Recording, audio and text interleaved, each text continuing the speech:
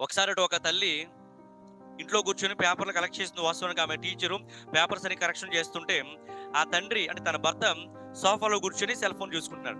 ఆమె పేపర్లు కరెక్షన్ చేస్తూ ఏడుస్తుంది.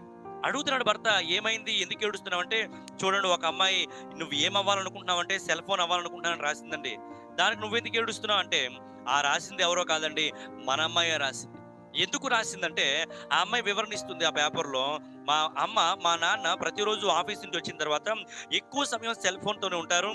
ఒకవేళ నేనే గనక సెల్ ఫోన్ అయ్యుంటే వాళ్ళు ఎక్కువ నాతోనే ఉంటారు. కాబట్టి నేను సెల్ ఫోన్ అవ్వాలనుకుంటున్నానని" రాసిందట. నీవు నీ పిల్లలకి టైం ఇస్తున్నావా? లేదా సెల్ ఫోన్‌కి, టీవీకి, నీ వ్యాపారాలకి, నీ పనులకి, నీ వృత్తులకి ఎక్కువ టైం ఇస్తున్నావా?